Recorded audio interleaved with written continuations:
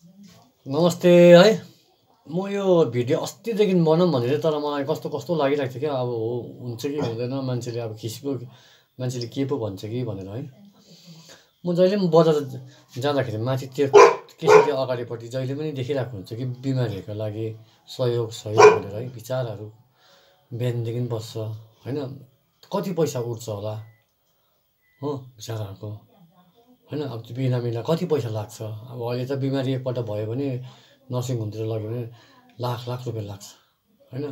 अब बिचराहरू त्यहाँ केसिटीमा बसेर दिनभरि अब कति उठ्छ होला भन्नुहोस् त लु। मान्छेले पनि अब कति सहयोग चाहिँ गर्छ होला, खुबसे खुब 1000 बेसी भनेको 5000 6000 देला होइन। अन्त त्यही बिमारीहरू देखेर चाहिँ मलाई एउटा मनमा विचार आएको थियो है।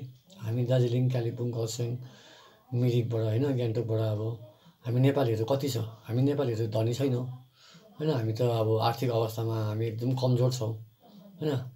त्यही कारण म उसमा यो दार्जिलिङ, कालिम्पोङ, खरसाङ, मिरिकबाट है एउटा हामी एउटा ग्रुप बनाउनु सक्दैन। मैले तपाईँहरूलाई जस्ट एउटा सोधेको मात्रै, तपाईँबाट सजेसन लिन खालि खोजेको। अब हुन्छ हुँदैन तपाईँहरूको हातमा पनि छ है। एउटा ग्रुप बनाउनु सक्दैन हामी, जसमा कि 50,000, 10,000, 20,000, 50,000 या 1,00,000 भयो भने झन् राम्रो।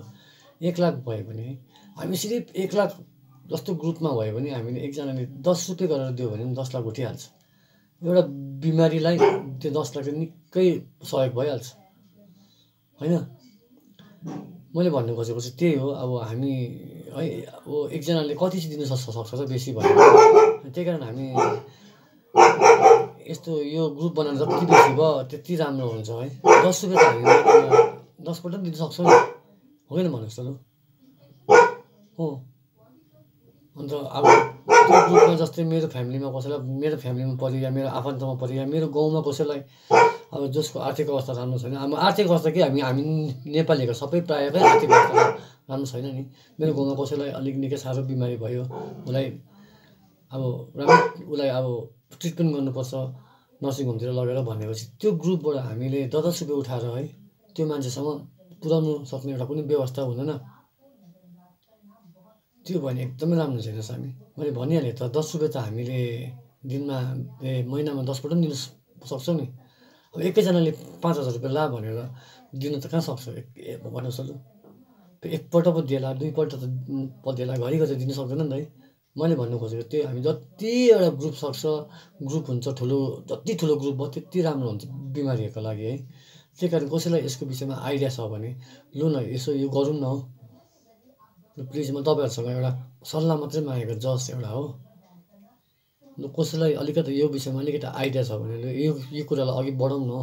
लु मिलेर गरौँ न है। बिमारी भनेको प्रायः सबैलाई नै हुन्छ होइन। अब त्यही भएर नर्सिङ होम लानुपर्छ होइन। नर्सिङ होम लाँदा कति खर्च हुन्छ है। मैले त्यही त भनेको 1,00,000 भयो भने चाहिँ हामी 10 रुपियाँले 10 लाख उठ्छ है। एउटा बिमारीलाई राम्रो ट्रिटमेन्ट हुनसक्छ। लु प्लिज कसैले यसको विषयमा अलिकता सक्छ भने चाहिँ लु गरौँ न लु प्लिज प्लिज ल। तपाईँहरूसँग यो सल्लाह गर्नुको लागि मात्रै मैले यो भिडियो बनाएको।